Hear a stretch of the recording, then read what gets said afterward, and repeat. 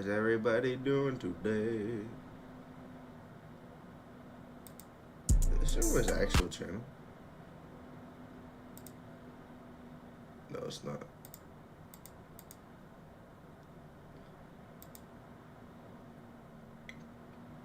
How's everybody doing today?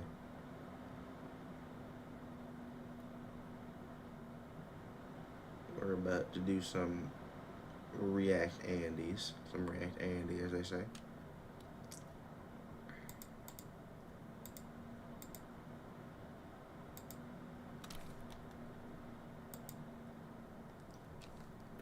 Holiday.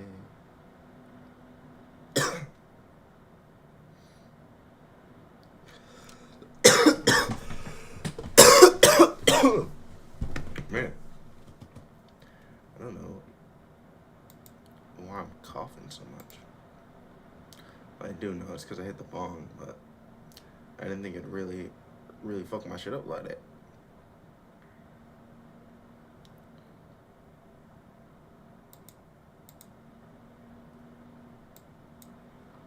Let's listen to this. You know. Or should I do this?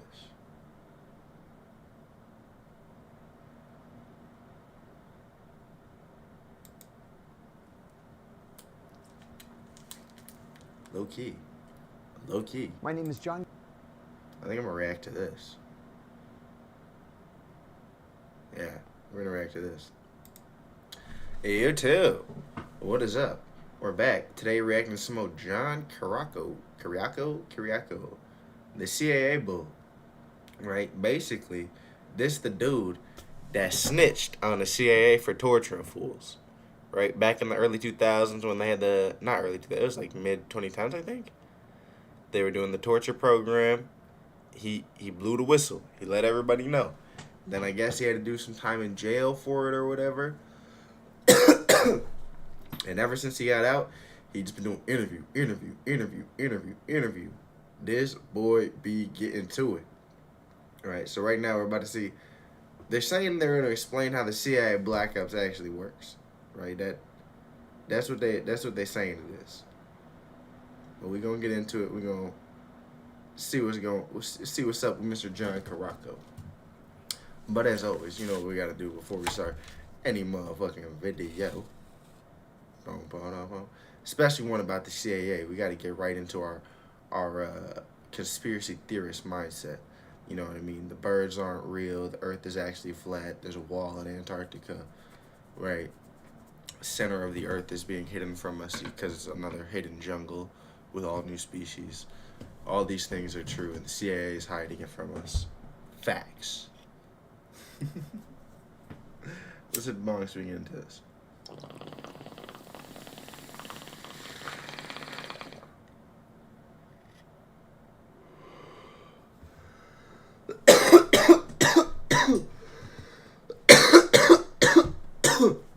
Try to take a lighter hit because I was already coughing, but damn. And they getting you, boy. All right, let's get into it. I'm Kiriakou. I was a field agent for the CIA. I hunted, tracked, and captured terrorists around the world. This is everything I'm authorized to tell you. I'm not allowed to say how many officers or what percentage of CIA officers are dedicated to counterterrorism after 9/11. I feel like it's got to be a large percentage, though, right? Like, after 9/11, they really, like, wanted to get into it. I feel like it's got to be, what I would assume, a larger percentage specifically dedicated to that than probably anything else. It's probably top 3. Don't get me wrong. I don't think it's more than, like, 25%. But I think that's probably the biggest, like, singularly dedicated, you know, program in the CIA. Would be my guess. 9/11, the CIA became a paramilitary organization. We started borrowing special forces guys. They would be on loan to the CIA to just fly somewhere, kill somebody, and then fly back for the next Tuesday meeting. Casual Tuesday. You know, just on Tuesday, be like, yeah, yep, send these guys over here, take him out, come on back, do it again next Tuesday. Is that just how we're running it? Or is it like we have the meeting on Tuesday, we send them out on Wednesday, they get back Thursday, got the weekend off? Like, how does this work?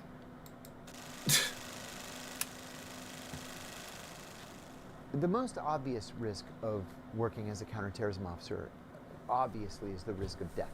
There were two guys who I worked with in CTC, the Counterterrorism Center, Helga Bose and Mike Spann, who were killed in the line of duty. And it wasn't just them. I was the chief of the counterintelligence branch in the Osama bin Laden group. The woman that I sat next to was killed in the line of duty in the Khost bombing. I mean, I feel like once you get into risk, death is like the max. You've maxed out on risk. What up, Rose? How you doing, gang? But death, I feel like death is where you've maxed out on risk. Like you're, like what else can you say is the higher risk? I guess your family is at risk, right? You know, but I don't know. There's not much more to me other than dying. You know what I'm saying? In Afghanistan, the suicide bomber, he blew her and 6 of our colleagues. So death, destruction, but on an equally personal note, your marriage is probably not going to survive an operational tour in the Directorate of Intelligence. What do you mean? What do you mean broadcasting? What is that? The stress is just otherworldly. It's the most difficult and dangerous thing you can do as a CIA officer for a variety of reasons. First, when people join terrorist groups, they do that because they are true believers. I mean, you can send the link and I'll check it out another time. I'm watching this video right now, though. And in most cases, they hate you or what you stand for more than they love life itself. And so they are very happy to die for a cause. At the same time, if you're working counterterrorism issues, you generally aren't doing it in London or Paris or Ottawa. You're doing it in Yemen, Somalia, Afghanistan. I mean, to be fair, when they're running counterterrorism, it would make a lot more sense if it was against countries we're actually at war with, not just like don't get me wrong, I get that we're not 100% buddy with like Canada and Paris and all that. I mean, we were pretty buddy with Canada up until recently, bro. I kind of wish we still were, but you know what I mean. Though it's like there's not as much of a reason to go there if you're working in counterterrorism, because why would someone from Canada want to terrorize us? You know what I'm saying? It's John Caracco. It's an interview for John Caracco, the CIA agent. And Pakistan. In Pakistan, unless you were going to carry Ex-CIA agent. out an operational act, you had to stay on the compound. It was just simply too dangerous. And so not only do you have this exceedingly difficult job to do, but you have to blend in and not attract attention to yourself and keep yourself safe at the same time. I'll give you an example. When I was stationed in Athens, Athens was one of the most dangerous places in the world. He really knows how to lead a story, because he'll like tell you a fact and be like, all right, let me also add a story on it, so it's not just some like boring ass random tidbit. For Americans, especially for American CIA officers. 17 November had murdered the CIA station chief, 2 U.S. defense attachés, and a hapless Air Force technical sergeant. This was a very, very lethal group. And so that was my primary job, to work against any... At what point do you hear that they've killed the chief officer, 2 other dudes, they're doing all this stuff? At what point do you go, I'm actually not going to do that? I would rather not risk my safety for them to hunt me down. Like, what is the line? You say they have nothing to lose, but this guy had like a whole wife and kids and everything. Incredibly deadly group. I mean, it's his ex-wife now, but he still had them at the time. And I was the go-to guy on Arab terrorism. I spoke Arabic. And I drove an armored car, level 4 armor. I carried 2 guns. I had a Glock 9mm on my waist and a Smith & Wesson 38 on my ankle. Even kept a buck knife in my back pocket just in case everything turned to shit, and that's all I had left. Halfway through my tour...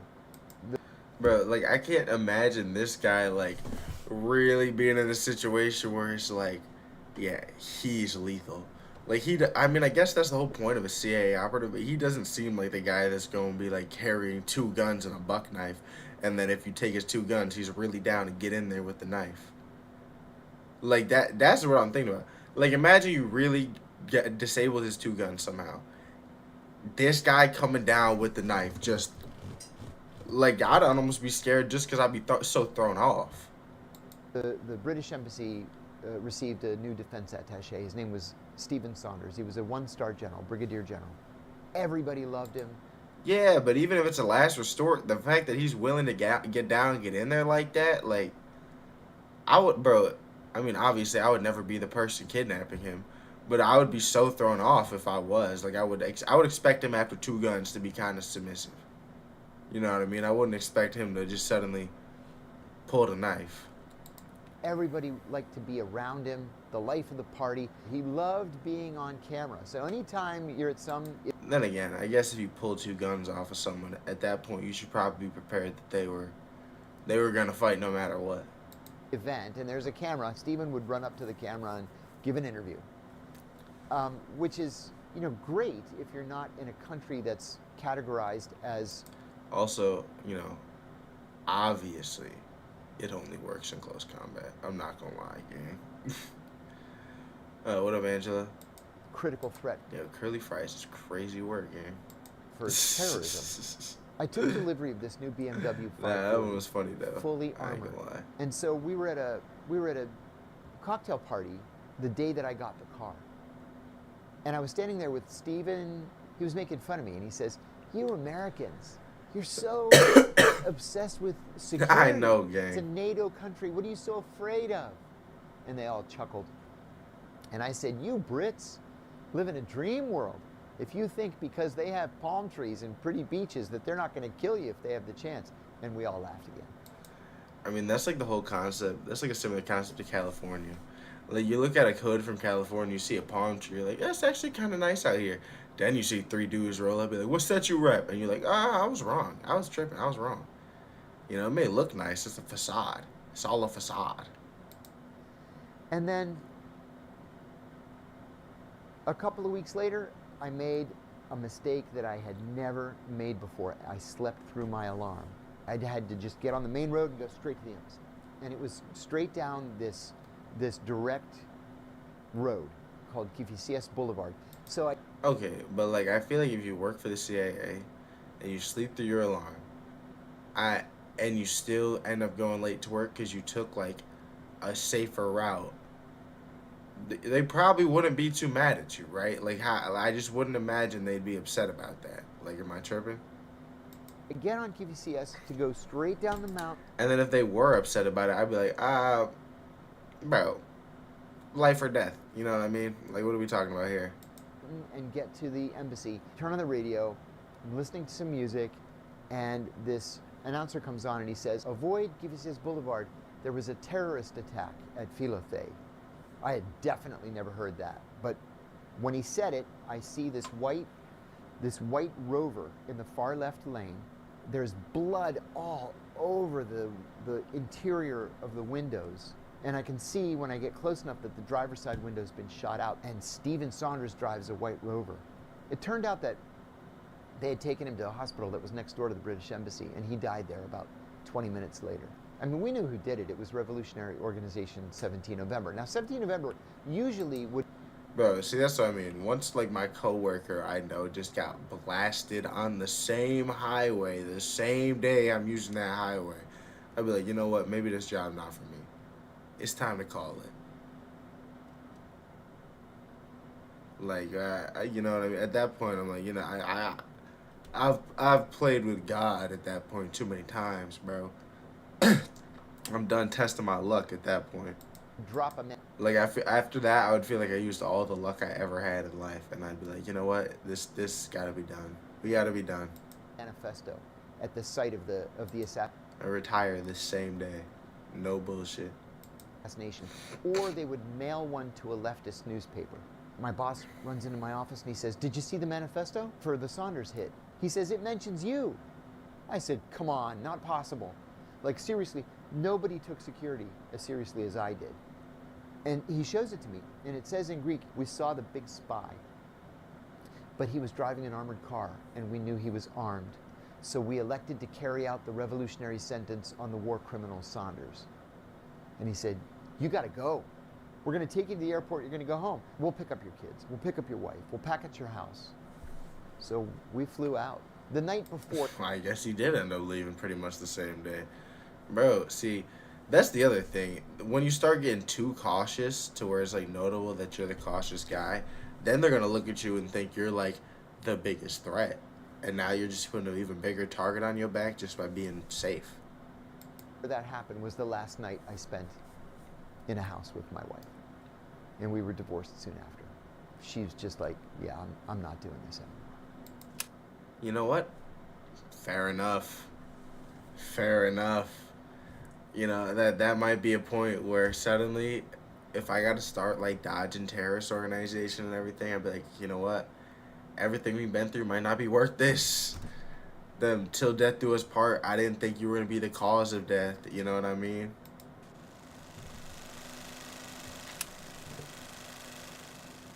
Assets are critically important to counterterrorism because, as an American CIA officer, I'm not going to be able to infiltrate a group directly.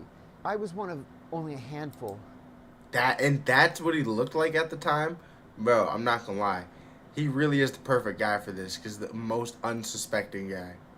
Never in my life would I be like, that's a guy with two guns on him right now and a buck knife, and he's a spy. Never in my life would I even, not for a second. Of CIA officers who spoke fluent Arabic. Even with my fluent Arabic, I spoke with an accent. So John's not going to be able to put on a thobe and a dishdasha and walk into a terrorist training camp and volunteer. That's just not real life. It doesn't happen. And so your job is to recruit someone who is either a member of a terrorist group or can become a member of a terrorist group so that you can use his information to do attacks. There are a million different types of people that you might. Is he saying, so basically he's saying like his actual job description is just like recruiting people to become fake terrorists.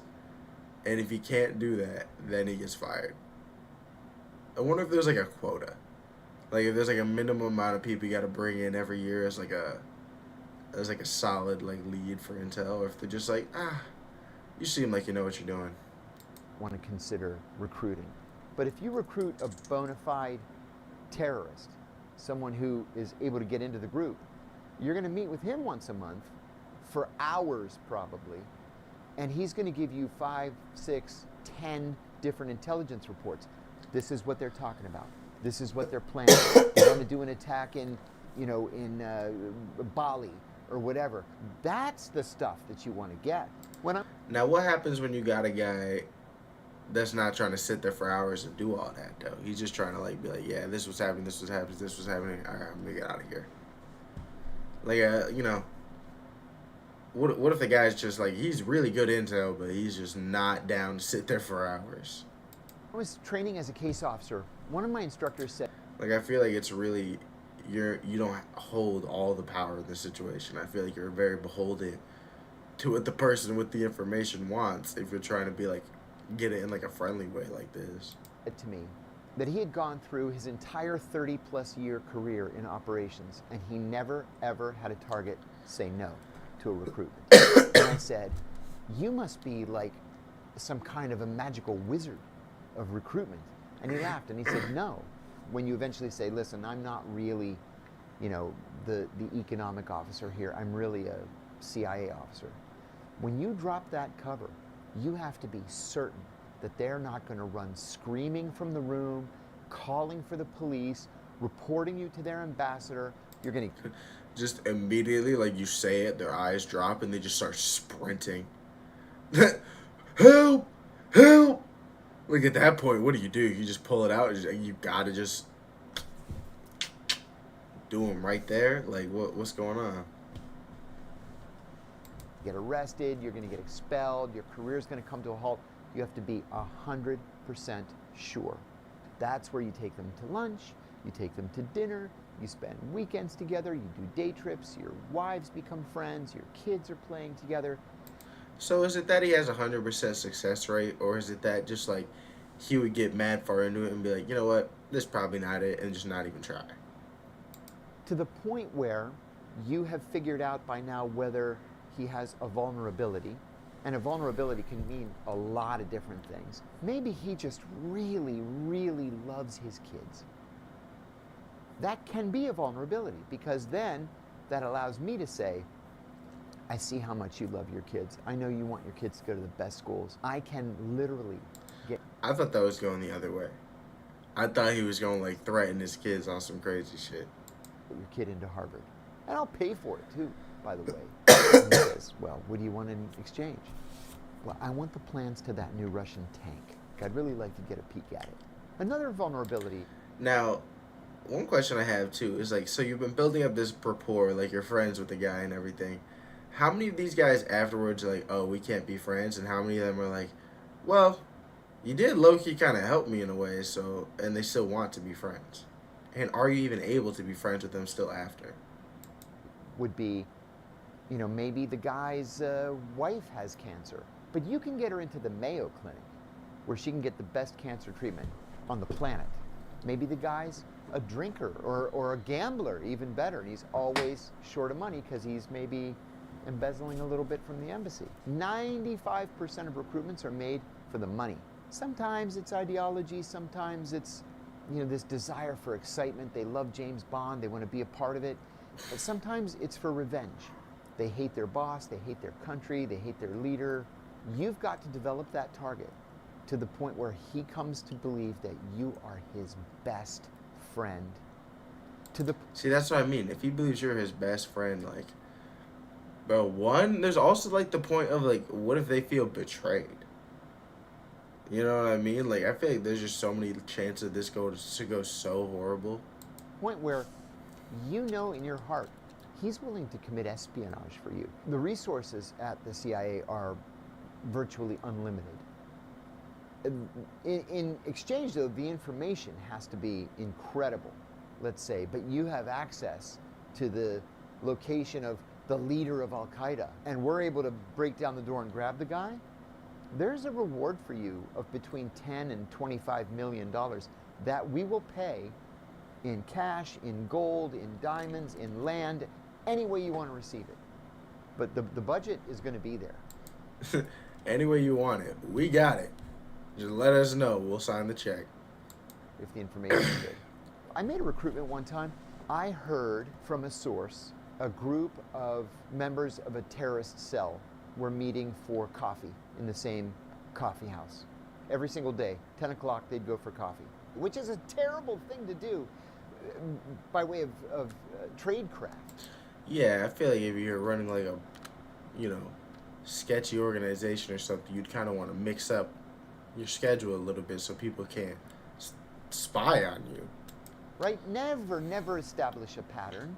I started going there at 9:30 in the morning. So sure enough, 10 o'clock, they came in, 4 or 5 of them. And one of them turned and looked at me. I did that for a week. I started the second week. Every day, 9:30, I'm sitting there with my Arabic newspaper. And this time one of them nodded at me. So I nodded back to him. He knew that was the end. The nod was the end. And then one day, he came in by himself. And he sits down, and we start talking.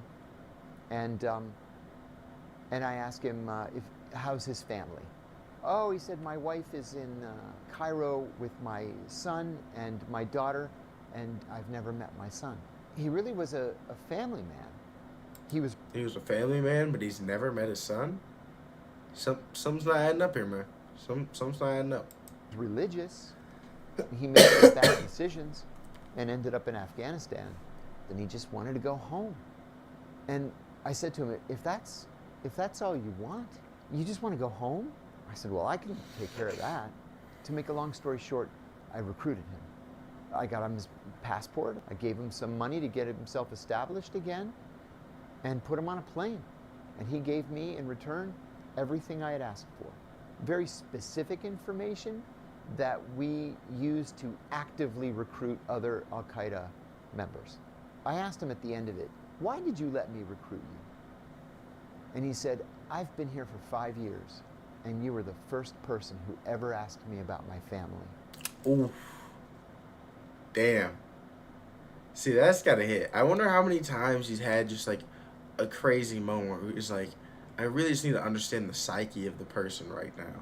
And they just said some like crazy shit like that. Like imagine you in this organization, you're away from your family, not a single person's asked you about him. First dude that does end up being a CIA officer that gets you back to him. See, that's some movie shit right there.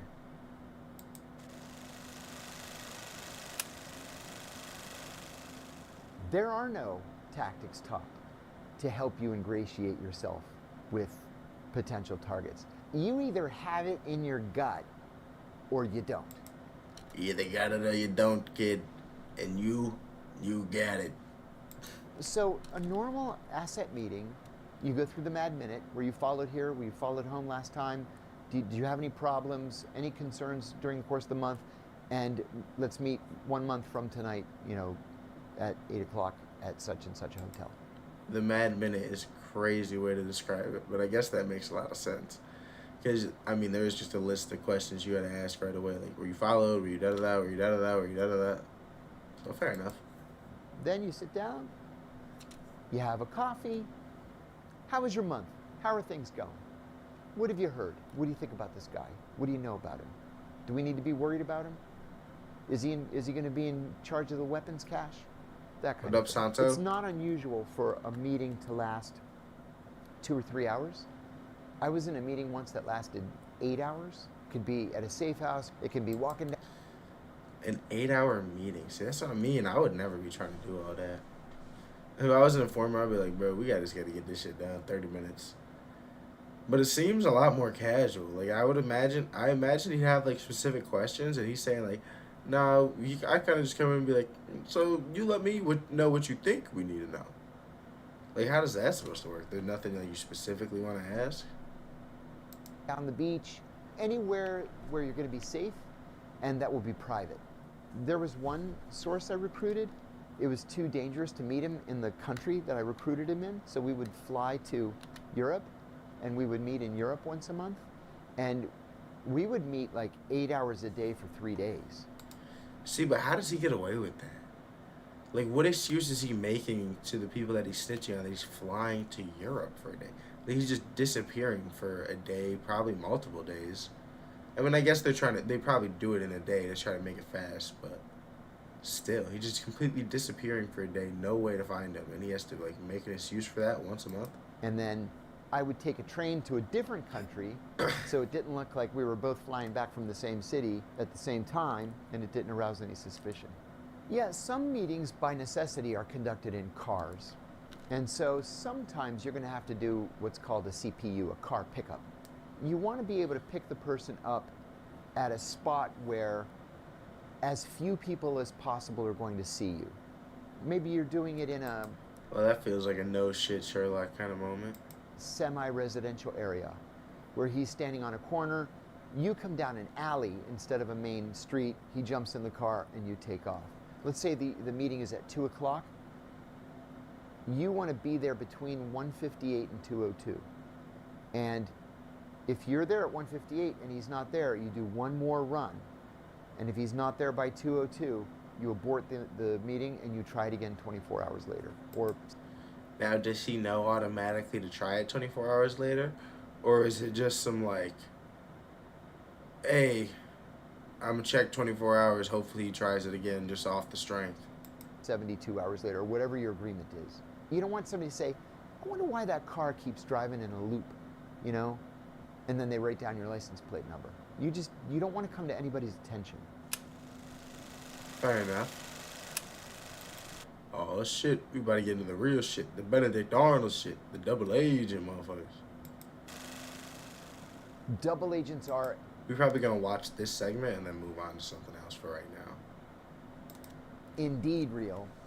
Double agents are a very, very big problem on both sides of the double. I was well into my career, and I had a great friend who was a station chief.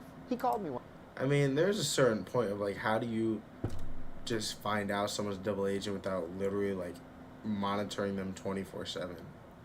One day, I was at headquarters, and he called me Like, he's working for the CIA, just you also give up all privacy possible.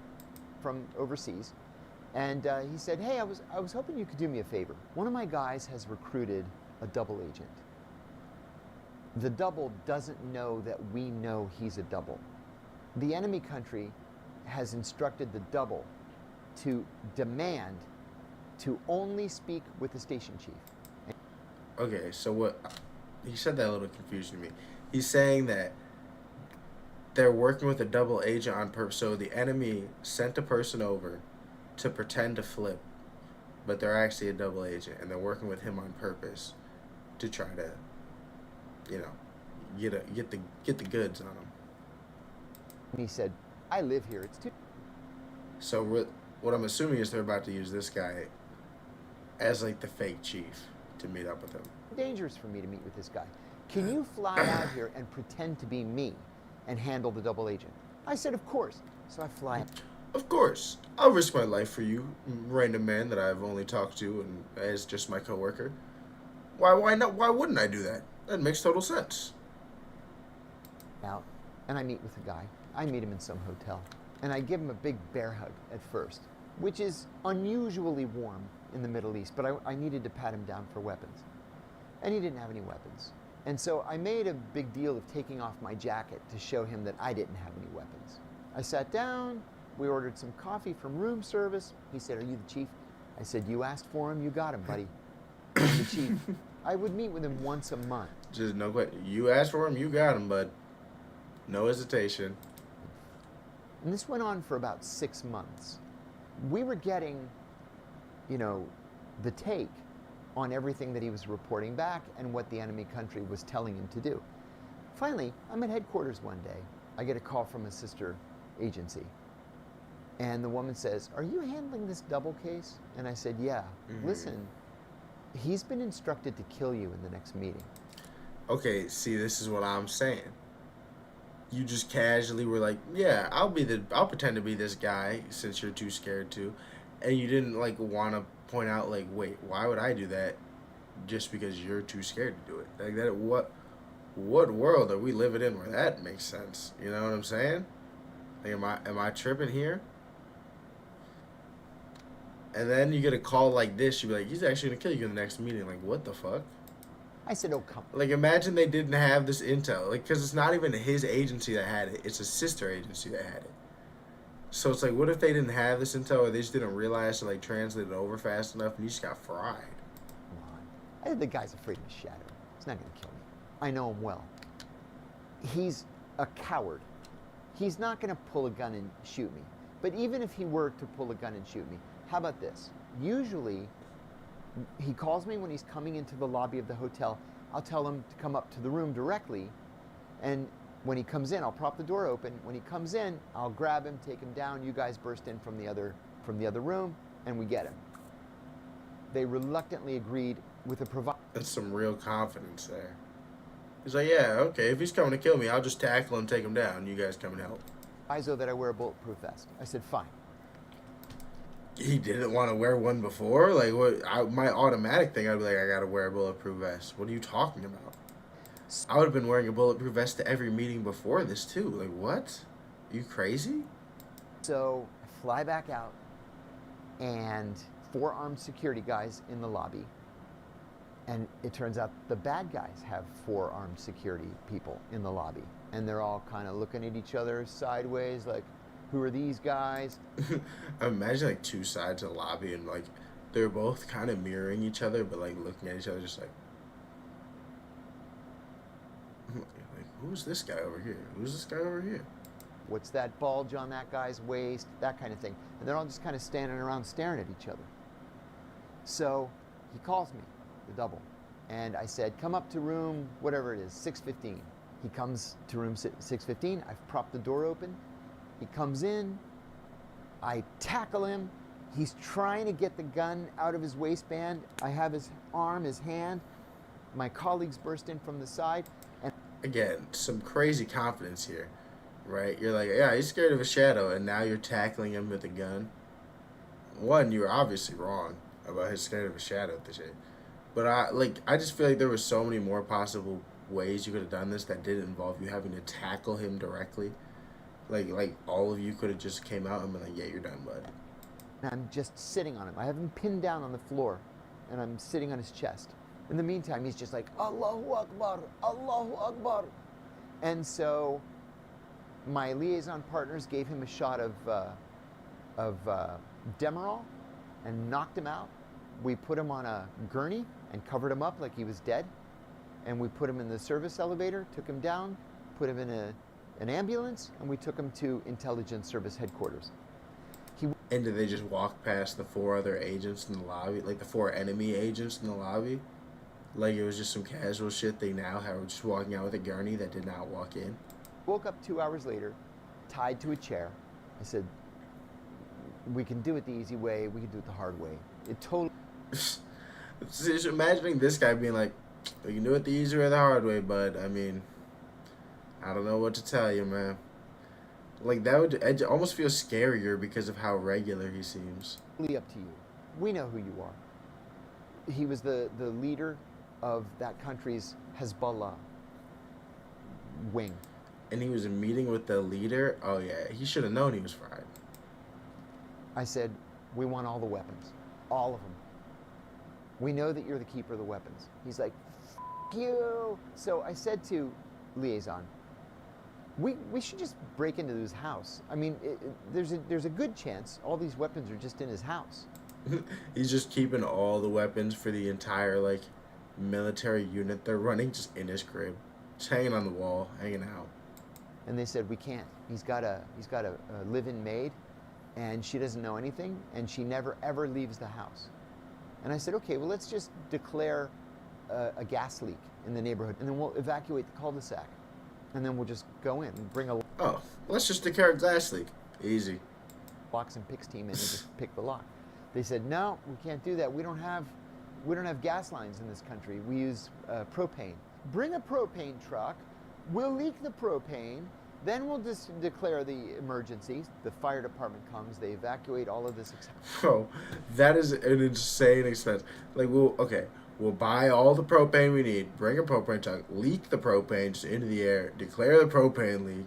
Like, how much money are they just flushing down the toilet just to check out this guy's house? Houses. We break into his house and we find a safe, like a double-sized gun safe. It was enormous, the biggest gun safe I've ever seen. The weapons have to be in there. So we bring the locks and picks. Okay, but like, how many weapons could even just be in a safe? Like, obviously not enough to arm everyone. Came in, and they've got, the stethoscope on, and they're doing the tumbler, and they crack the safe. They open it, and it's empty, except for this handwritten, like childlike handwritten map. So we get in these 2 Jeeps. We drive south, as the map tells us to do. We get out where it tells us to get out, and we found this bunker full to the ceiling with every weapon they had. Landmines, hand grenades, rocket-propelled grenades. Okay. Everything they... Okay, you see what I mean? Like, there was no way all of that was just going to fit casually into one safe. I don't know how you looked at the safe and were like, all the weapons. That's like when people are playing hide and seek and they start opening up, like, the fucking utensil drawer. It's like, what? Did you think they were going to shrink and suddenly be in the drawer? Like, what are you doing? Yeah, we completely put Hezbollah out of business in that country. And as it turns out, he's still in prison 25 years later. And he's still in prison. We hummused him, and he's still in prison. But every time I watch John Caracco, I feel like I'm listening to things that I should not know. You know what I mean? Like, things that are supposed to be, like, classified and, like, never see the light of day type shit. But it's really cool. I mean, everything he said so far, very interesting, like I said. And again, just makes you very scared of the CIA. If you're watching on the YouTube video after, though, let me know if you want me to react to the rest of it. But we're about to move on to another one. So, thank you guys for watching, and come check out the stream. We're about to move on to the next one. I fumbled the fuck out of that outro there. I just got tired of watching just this, to be honest. To be age. Slime has a way of taking something where you're on his side and making it harder to be on his side. 'Cause he's like, okay, I had that. There we go. Didn't mean to do that. It was accident. Lucky dropped a song. We gotta react to a Lucky song. Let me go grab some water really quick. I will be right back, dude. Your boy's gonna be right back, dude.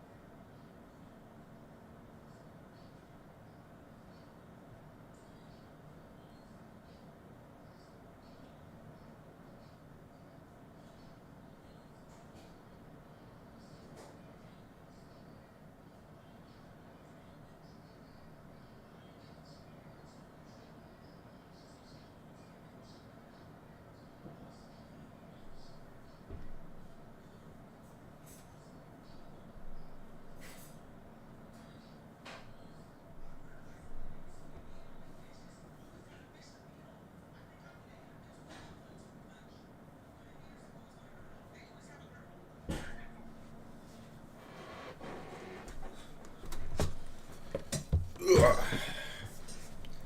y'all doing? We're back. I grabbed a little bit of ice cream. Ice cream drink.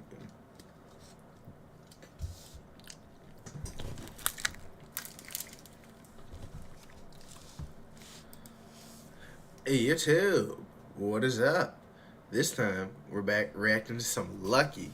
Now, we reacted to his album announcement not too long ago, May 15th. I will say, we're also getting Iceman from Drake May 15th. It's some real competition up there for Lucky, I can't lie. I think we could all say, Drake, I don't know if Lucky gonna be able to outstream Drake if we just being so real. But you know who damn, I'm struggling with words right now. You know who stream Lucky for sure has before Drake? Mine. He got my stream before Iceman. Right?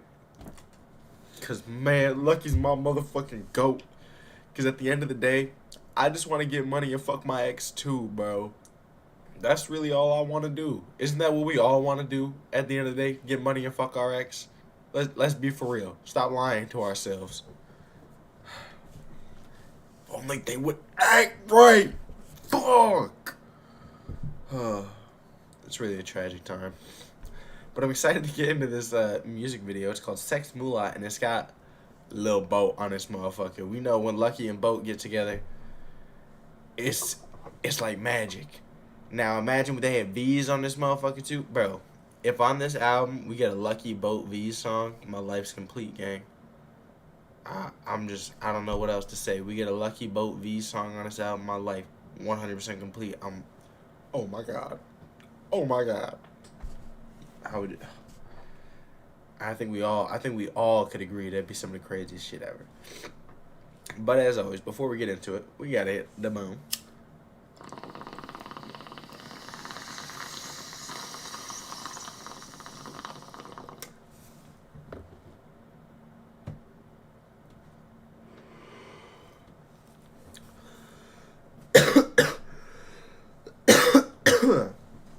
Alright, let's get right into it.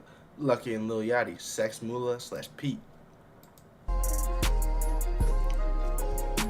Bro, off rip, it's an amazing beat. 1 second in, I can tell you the beat is amazing. Yeah, they snapping. That one meme with like 1 second here. Yep, they're classic. It's real though. My brother Jim was skipping past his best set. Running up at that nigga. That nigga get down. Shout out my twin little bro. I done did shit that niggas could never fathom. Pouring purple atoms in club bases become a pattern. I done did shit niggas could never fathom. Pouring what?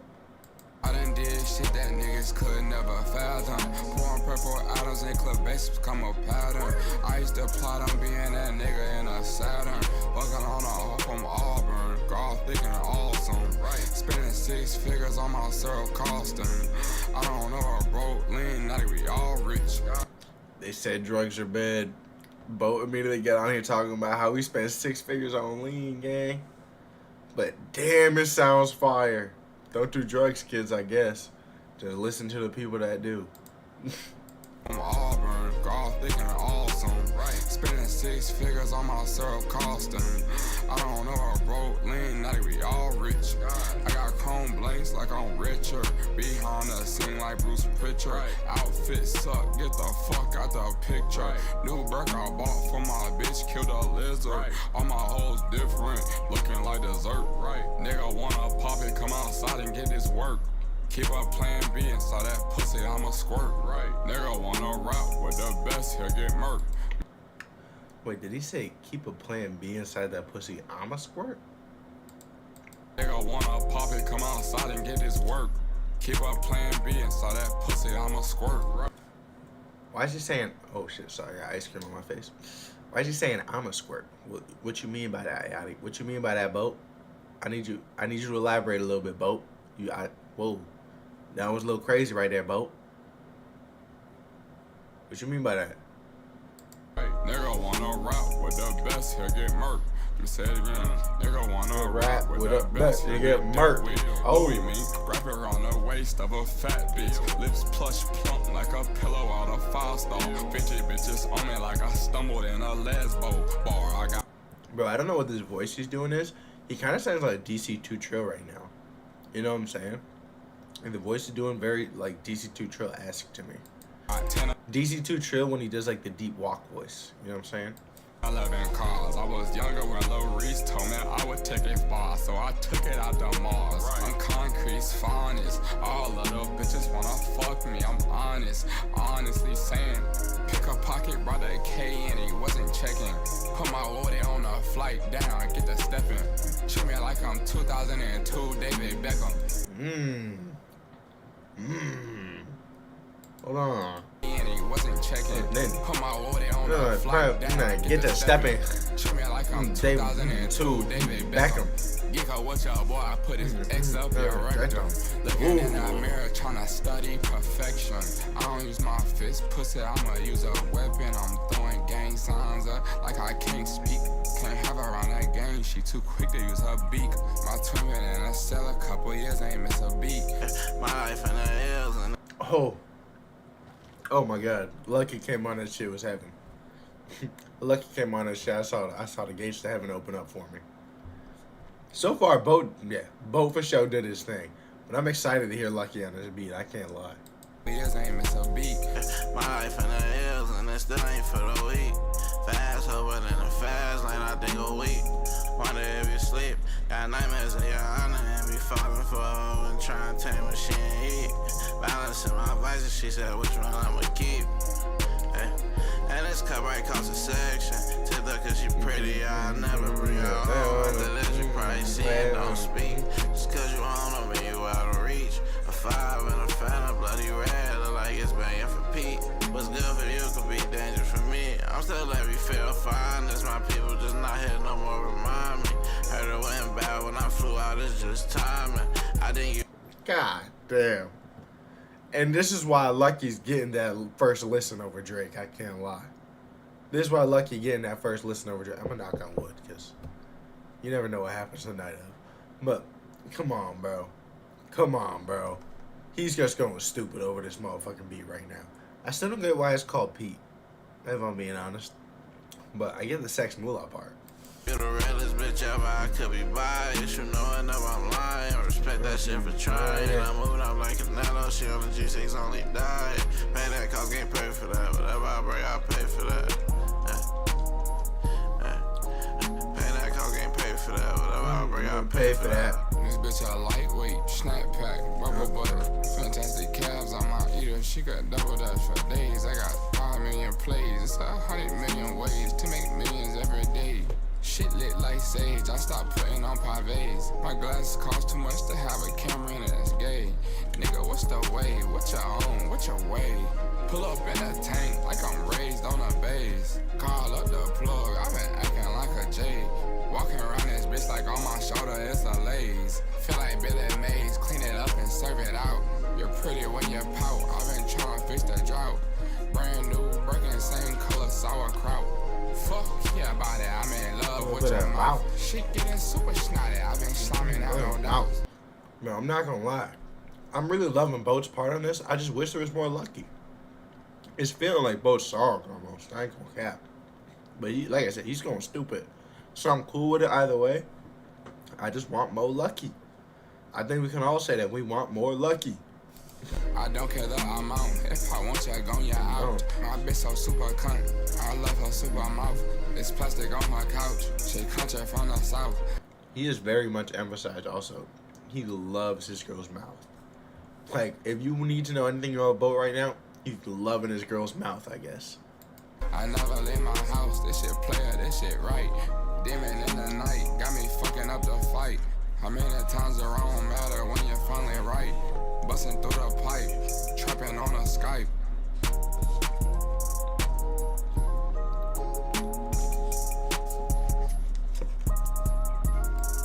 Also, chatting on the Skype is a crazy pull, because I haven't used Skype since I was literally like 10 years old, bro. Do people still use Skype? Is Skype still like a way people communicate, gang?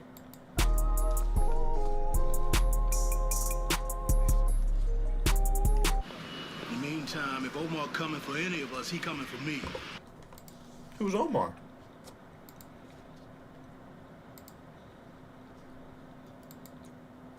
No, that was some fucking gas, though.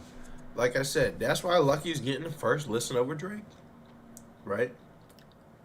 Don't do drugs is getting the listen over Drake. Alright, okay. But, wait. I am excited, like I said. I'm excited for Lucky's album that's dropping. It is a rough case knowing that Drake is dropping the same day. I mean, what are you going to do, though? What are you going to do? So, as always, oh, sorry, I forgot to rate this motherfucker. I'm rating this. I'm giving it like a 9.3. Like I said, I really fuck with it. Even though it does feel like more like Boat Song than Lucky's, still a great song. But as always, if you watch on the YouTube video after, come check out the stream sometime. Let me know anything else you might want me to react to. We're about to hit the next one. Also, I just looked at the hashtags in the little bio there. Oh, he's got Days Before Bad. He actually dropped like a whole little EP here. How long is it? It's only 11 minutes.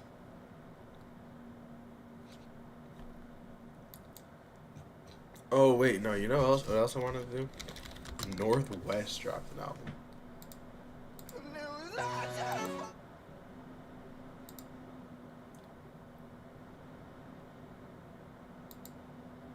Monster, in the shadow of this money to my heart's a black hole.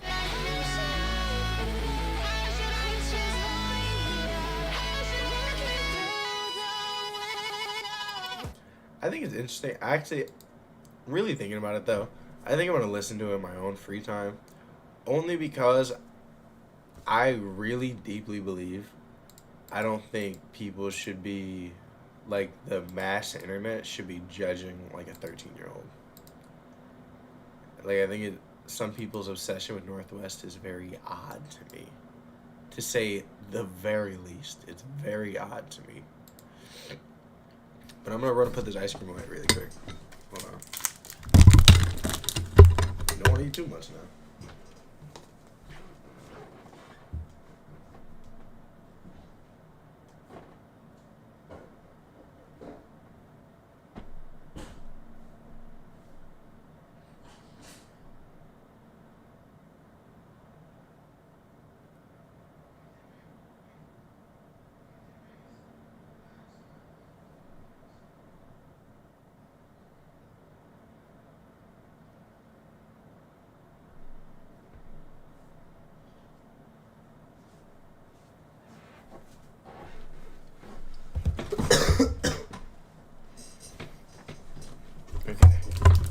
But react to this T Grizzly song.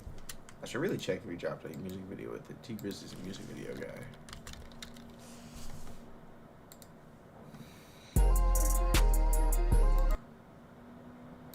I fucking knew it, man. I fucking knew it, man. But like, T Grizzly definitely a music video guy. Let me pack up the beat dizzle really quick. Let me finish it off and then pack it up.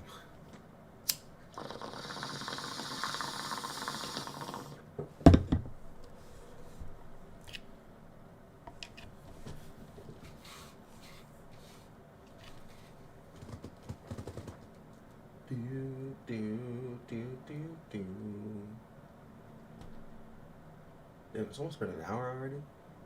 I forgot we spent a lot of time on that Johnny Caraco one.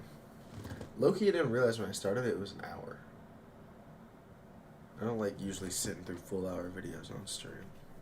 But that one was kind of easy to break up because I had in segments, so it wasn't bad.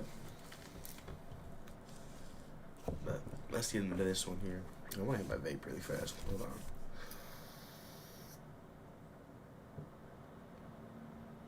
You gotta comment, yo, first comment. Hey, I appreciate first comment. Fuck it. And my other Riff Raff video hit 200 views.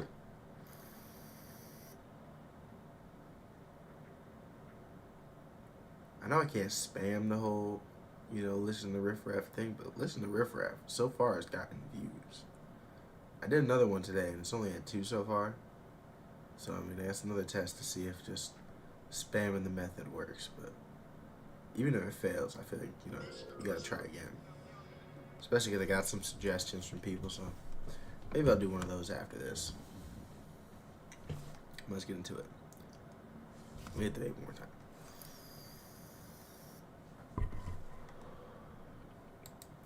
You too. What is up?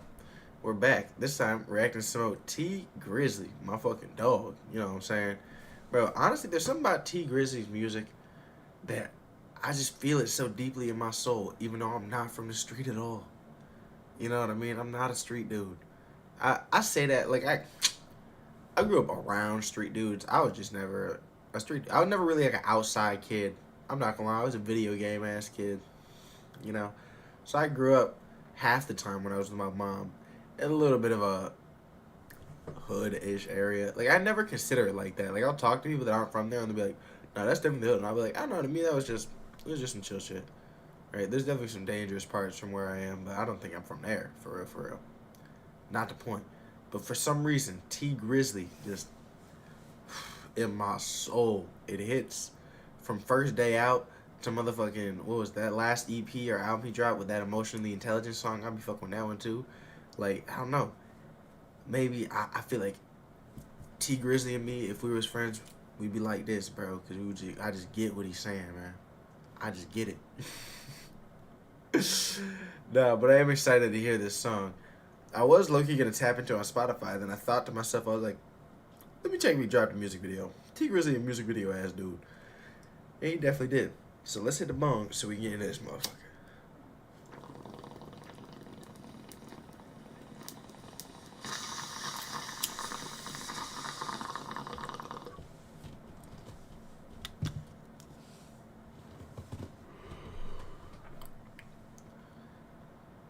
Alright, let's get into it. Cherry production.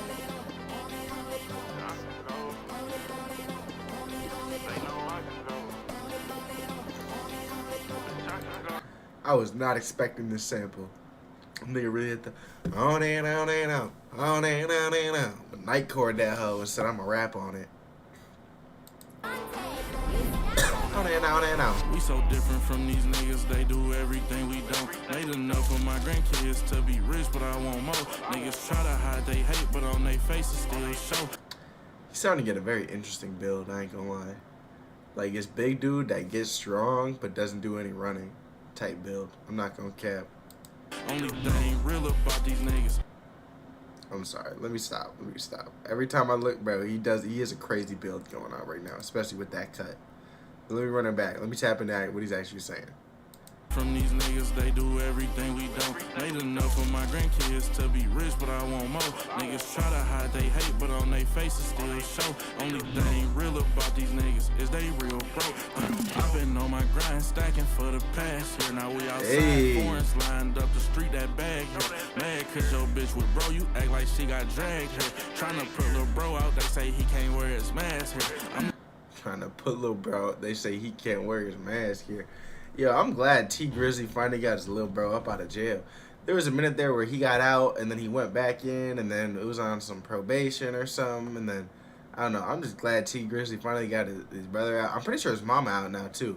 He was always rapping about how his mama and his brother locked up and da-da-da-da-da. And I think he was lucky having problems with his mama, if anything. But I think it's got to feel better to be able to have problems with your free mama than your locked up mama. You know what I mean? So far, I like what he's saying. Like, I'm fucking with it, with like his actual rapping. But I don't know if I like the on and on ad beat. You know what I'm saying? I don't know if I'm rocking with it. My little bro need his mask. Something happened, he clearing the crowd. It's some legends that come from my hood, and I know that I'm making them proud. Can you help me count this million bag? I keep on losing count. I say that, and then immediately the beat started really kicking for me. You know, the on and on started fading out. He started really going in on this motherfucker. Yeah, T Grizzly got something going here right now. Hold on, let me see what he does with it. Let him cook. Keep them fucking rats away from me. It's too much she's around. I can go. On and on and on. No, I can go. On and on and on. On and on and on. Bitch, I can go. On and on and on. On and on and on. No, I can go. On and on and on. On and on and on. I ain't gonna lie, that girl on me fast as shit. That grew on me way too fast, bro. Just saying I didn't like it. And now I'm sitting here on and on and on, on and on and on. It's just such a classic. So different from these niggas, they do everything we don't. Made enough for my grandkids to be rich, but I want more. Niggas try to hide they hate, but on they faces on their still show. Only thing real about these niggas is they real broke. Bought a chain for. Only thing real about these niggas is they real broke. Come on. I feel awkward saying the N-word in this lighting because I look really white. I swear I'm light-skinned, guys. They real broke. Bought a chain for 100,000, that was 2018, nigga. Don't never get this shit confused. I'm that nigga, not these niggas. When them Hellcats first dropped, when they got it, went on a high speed with it. When them Bentley trucks first dropped, when they got it, fucked up the streets with it. And I had beef, nigga, 2 Glock 40s on me, nigga. We outside 10 deep, at least 20 racks on each nigga. Was in high school with a knot, nigga, all drug money, he trippin'. No bitch in him, he with it. Still a real nigga, he different. No. On and on and on.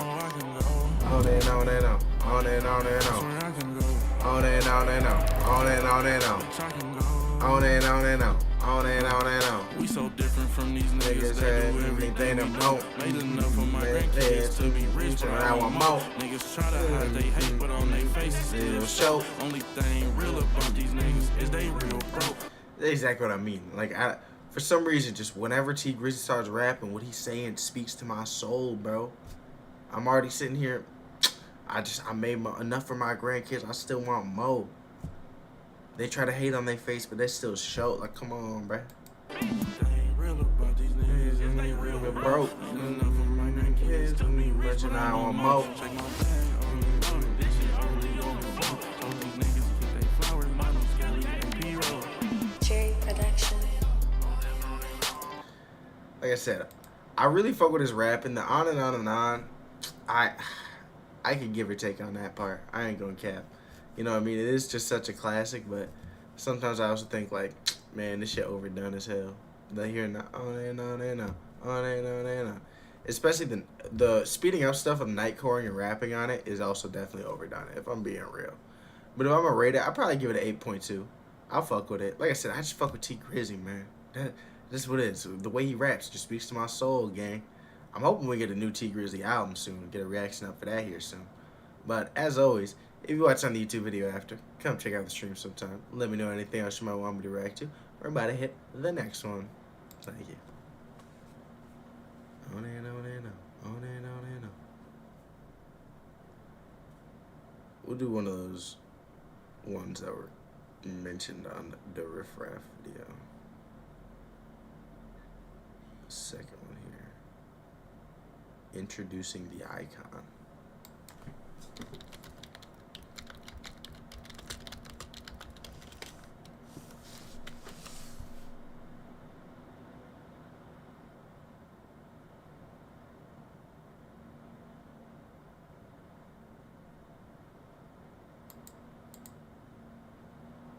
Alright, here we go. Hey, you too. What is up? We're finally getting some recommendations for what y'all wanted me to react from Riff Raff, gang. See, like I was saying before, y'all was sleeping. Y'all was telling me, yo, he's fired, he's da-da-da-da, and weren't telling me where the fire was. And now I found out. Introducing the icon. They told me introducing the icon. I think it was Aqua. Hold on. Let me pull up the comments so I can read it. I got it right on my phone right here. It was introducing the icon, Aquaberry Dolphins, and Carlos Slim. So, I mean, if y'all agree with that, let me know. But that was also from Stark Clark. So we'll say Stark Clark. If you're seeing this and it's bad, you owe me your soul. Right? That is the contract I made with everybody that makes a recommendation. If you recommend it and it's bad, you owe me your soul now. You know, I think it's a pretty light price if you're confident in your music taste. You know, I think it's fair. If you don't think it's fair, I mean, should have recommended it, buddy. I don't know what to tell you. But I have done a brief amount of research on Riff Raff as well. And I have found out Riff Raff is, I'm not a rapper. No, I'm playing. No, Riff Raff is, my main goal is to blow up and act like I don't know nobody. I don't know why y'all didn't tell me that originally. If y'all just told me that originally, I would have understood it from the jump. But as always, you know we got to hit the bone before we get into this motherfucker.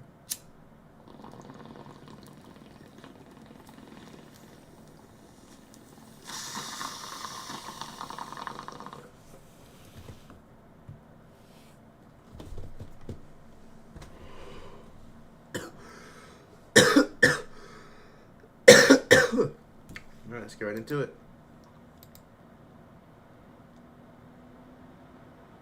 Riff Raff. Neon Icon. Introducing the icon.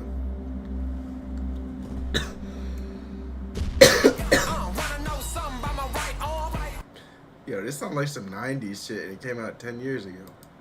It says, now something by my right arm.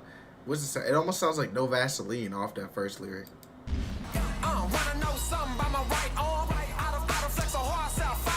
Wow.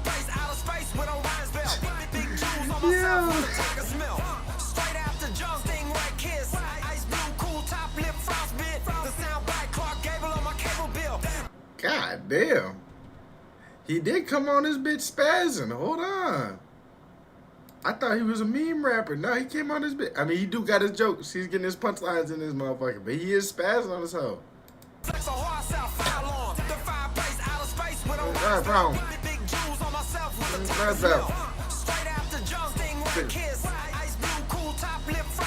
Bang.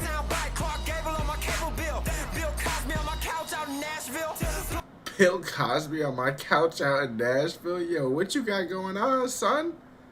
What you got Cosby on the couch? What? Whoa. Whoa. Whoa, buddy. You got some splaining to do. You got Bill Cosby on your couch. What's going on, gang? Or you were saying you was watching Bill Cosby from your couch? Hey, you need to clarify that, my brother. Yo, chill.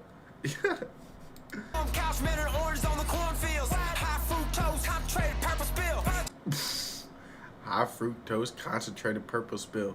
Is that like an old timey way of saying walk? That was walk in the early 2000s. I think that might have just been Riff Raff's personal way of saying walk, honestly. She was grabbing on his schlong doing handstands. Now that, wow. I'm trying to find somebody that could do that. She was grabbing on your schlong while doing handstand. So that means she was doing a one-handed handstand. Well, or she was using her mouth. Oh, she's probably using her mouth. Oh. Yeah, I'm trying to find someone that committed. Handstand and then still trying to get it done. That's a real commitment. I need that. Should I start rapping to try to get that? Also, this white girl, not much ass, but she is moving it for sure.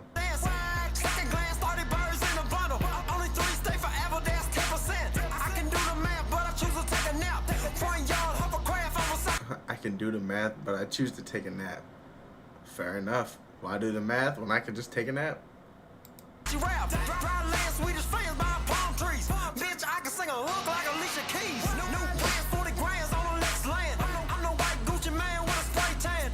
He's the white Gucci man with a spray tan. Yo, he is snapping right now, but get. He's like, I can't get over this. This nigga said, I'm the white Gucci man with a spray tan. Yo. Big balls don't wait, you shouldn't too. What the fuck a wife do? No wedding shoes. Yeah. No wedding shoes. What the no wedding shoes. What the fuck a wife do? No wedding shoes. Why specifically the wedding shoes? Why are the wedding shoes the main problem here? I mean, I get your problem with marriage, right? But what does the wedding shoes specifically have to do with that? What? No wedding shoes. None.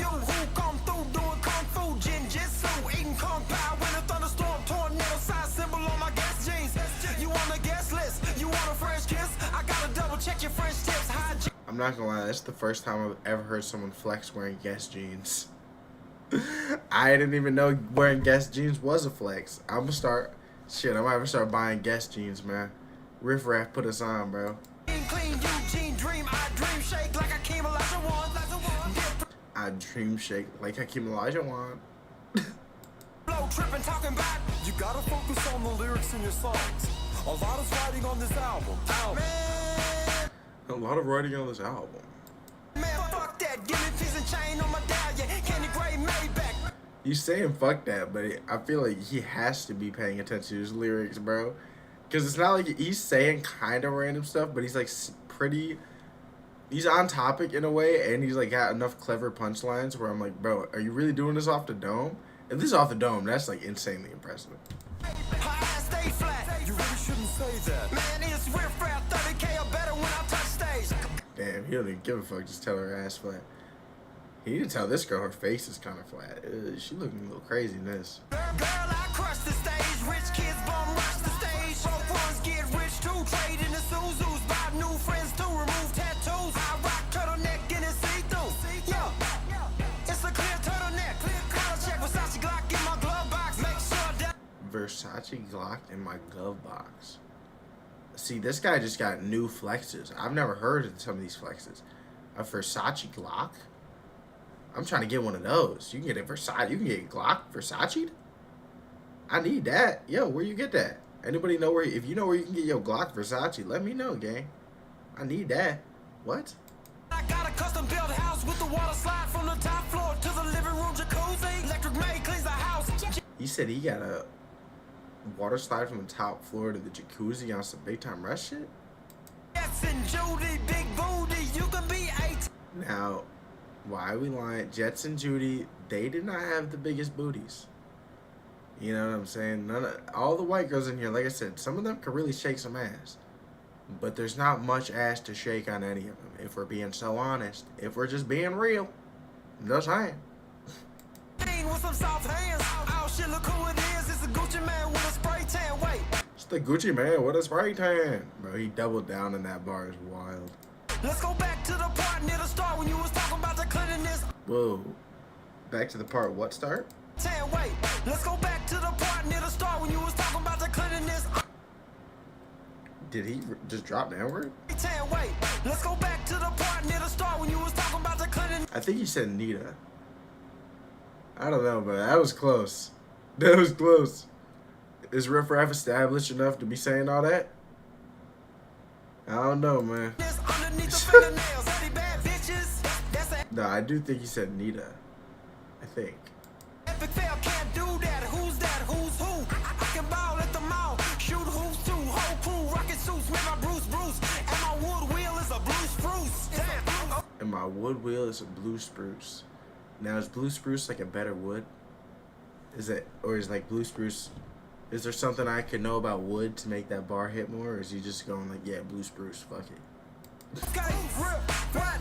Yeah, she had a vibe I could vibe with while we was flying. I had to go sit by the pilot. She smelled like Rikers Island. Straight man. You had to sit by the pilot because she smelled like Rikers Island. How would you, but you said you had a vibe with her. How did you even find out you had a vibe with her when she smelled like that, bro?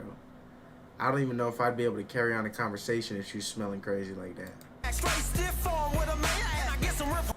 My friend just told me a girl that I was thinking about, you know, trying to put up a shot with.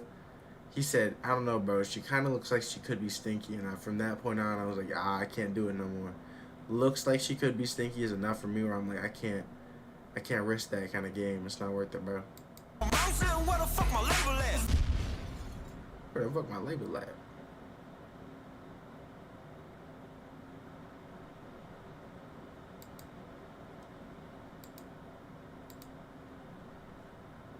See, the more I hear Riff Raff, the more I'm starting to get it. Because his main goal was to blow up and act like he don't know nobody. No, this song was actually fire. He actually spazzed on this bitch. If I'm with that rated, I'd probably give it like a 9.4. This nigga actually went stupid. Yo, hey, all the Riff Raff people that put me on, I'm gonna have to start saying thank you, man. You start Clark, you don't owe me a soul just yet. You do got 2 more songs I'm gonna be reacting to in the future. You don't owe me a soul just yet, man. You did a good job on this one. But as always, if you watch on the YouTube video after, come check out the stream sometime. Let me know anything else you might want me to react to. We're about to hit the next one. Thank you. I don't know if we're going to hit the next one.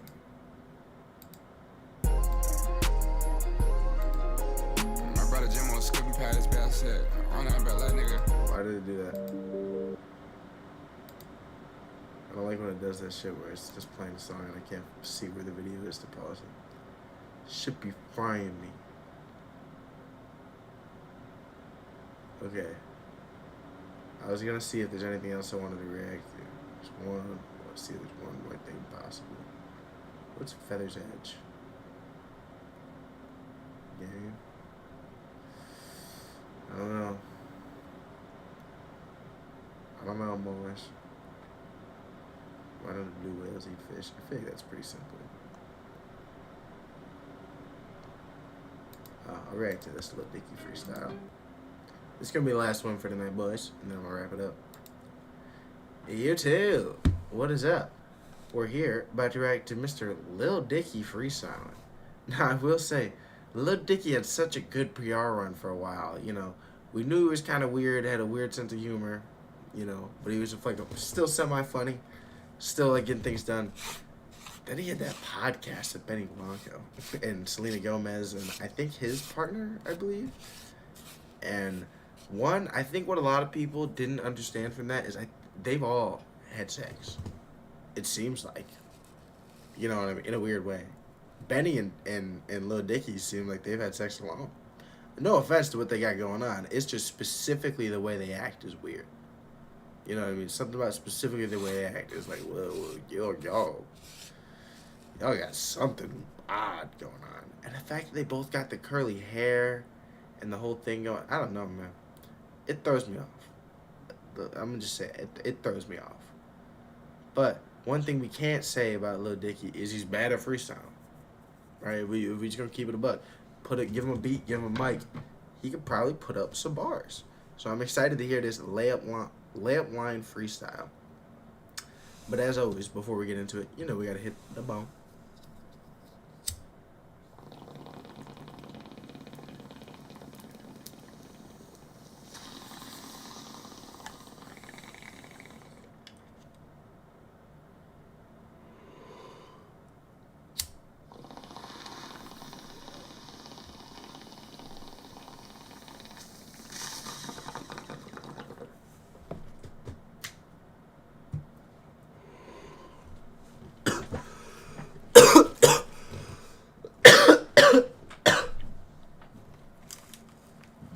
Alright, let's get right into it. Shout out Connie for the beat. Shout out Connie.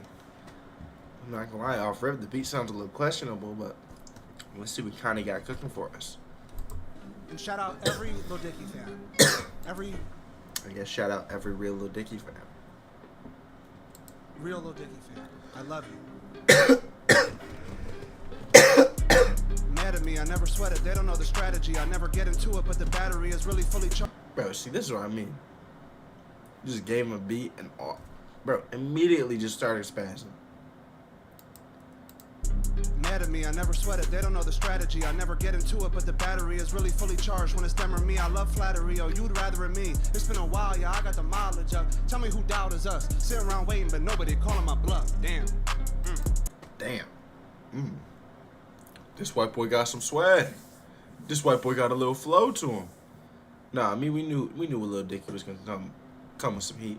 I wonder what kind of clever bars he got. I wonder if he has anything written or if this is actually straight up a freestyle. Let's see if he got some clever bars for us. Don't get checked, I'm saying. All this tech, I'm saying. That's your best one made. Wait, I'm just now realizing. Is this the same place that they filmed the podcast in? Wait. Wait.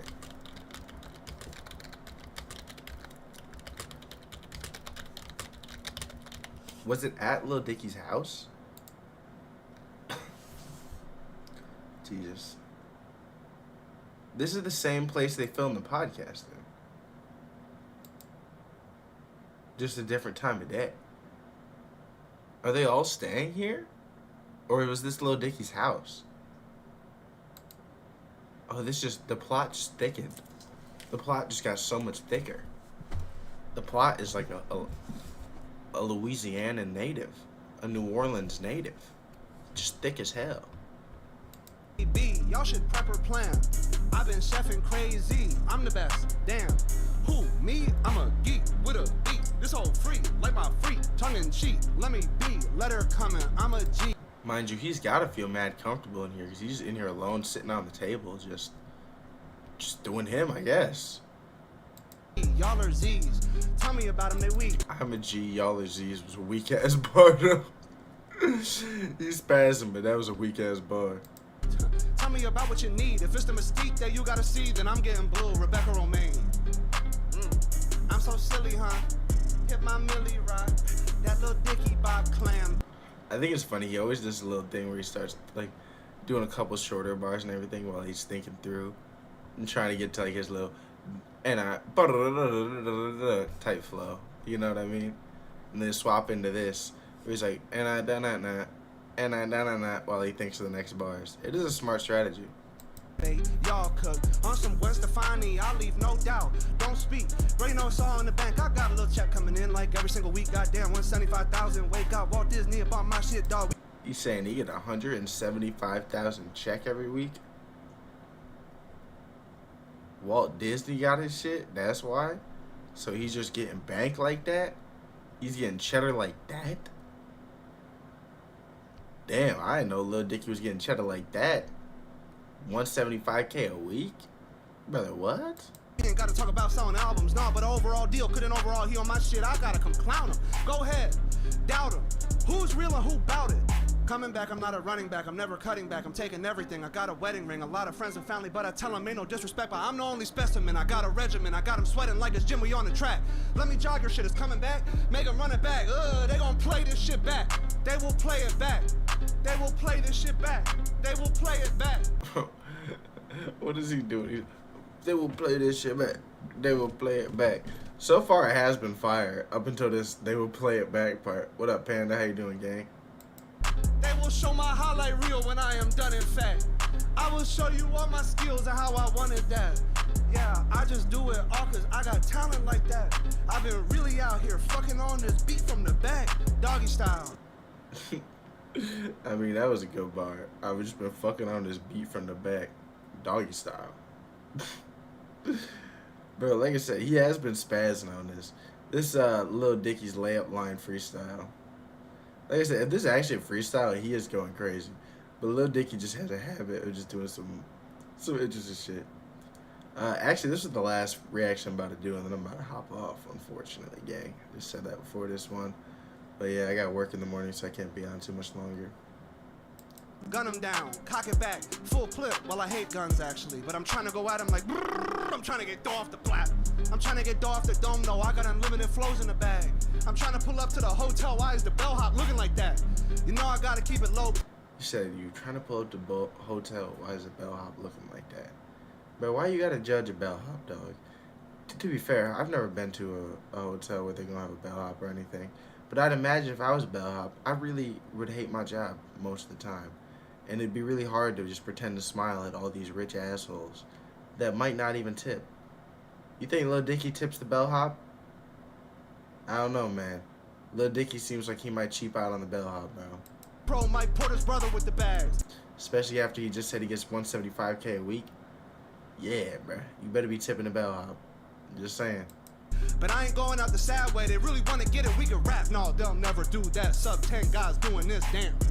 I'm generous, it's probably 5 guys, like my lunch plan. Heat it like bam, fuck with a goat and I'm playing. W. He's really hit middle-aged white guy status when he started hitting the whip right now. You a middle-aged white man at that point. You officially Unk for sure. Ref W, bar W, my girl holler when I'm all in it, even though it's little, I don't fall out. Gotta slide in her hands, full plate full, I ain't really nothing to call out. I never even... He said even though it's little and it doesn't fall out. Is that a flex? I just feel like that means you got a really short thrust pattern, like memorized. Just saying. Sold out, and when I got in school going all out, what are you talking about? Going nutty like a ball out. You know a ball out, I got folks bugging, shit buzzing. That's what I'm saying. It's real back and forth on him saying some like kind of corny shit and him saying some like, oh, that's pretty clever. But I guess, I mean, that makes sense for it if it's a freestyle. You know I'm on. Money stretching to the heavens. Clay Davis, my shit long. She really saving all the money even though I'm rich. Rest in peace to homie Quan. Gotta live it up for everyone until I'm gone. When they will play this shit back. They will play it back. They will play this shit back. They will play it. See, I don't know about that. Once you start saying they will play this shit back, I don't know if they're gonna play it back. Once you start like, you know, pre-jacking the whole, yeah, they're gonna play this shit back. Suddenly, I think the amount of playbacks decrease every time you say it. Back. They will show me. Him being white definitely adds the, you know, corny bars. Most white rappers tend to just have some real cornball stuff in there. My highlight reel when I am done, in fact. I will show you all my skills and how I wanted that. Good, it's the type of shit they get play. You you know, it's good confidence, but like I said, don't believe they're playing it back. In a layout line, this the type of shit. They can play her in a layout line, this the type of shit. They can play her in a layout line, this the type of shit. They can play her in a. He's just running around at this point. He's just getting his steps in at this point. Bam, bam, holiday. New little Dicky dropped today. Son, I'm calling Papa Dave. Coming off the top to pay.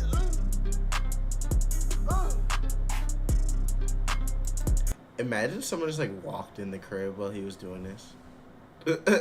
Like someone just came home and he's just running around doing this, like throwing a basketball across the kitchen for some reason.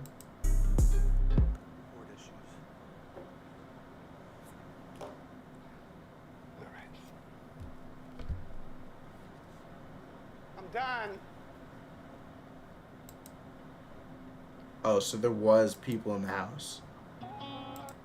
And he just told them not to come in that seat, bro. As a freestyle, it's pretty good. Like, in the way where it's like not a lot of people I think could freestyle for that long and pretty cohesively, like staying on a pretty general topic. But you know, I don't know if Lil Dicky's ever been mentally okay. I feel like I said, like I was saying in the beginning, the whole thing he's got going on with Benny Blanco and his wife, and I think they're all in a big kind of polyamorous thing going on there, where for some reason I think Lil Dicky and Benny Blanco love each other the most out of everybody, weirdly enough, even though they're both married to two different people. It's such a crazy thing to think about, but it's just so interesting.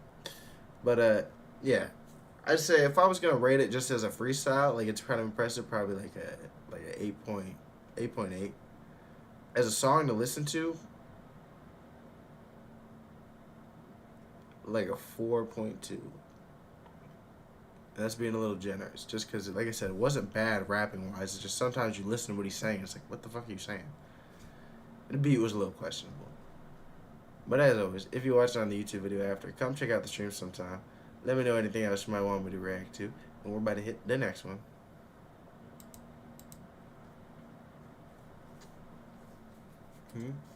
Headphones aren't bent, they just need tape because they're disconnected right here. And I mean, I'm doing good, gang, but like I said, I'm about to hop off because I gotta go to sleep, you know, get ready for work and stuff. But appreciate seeing you, man.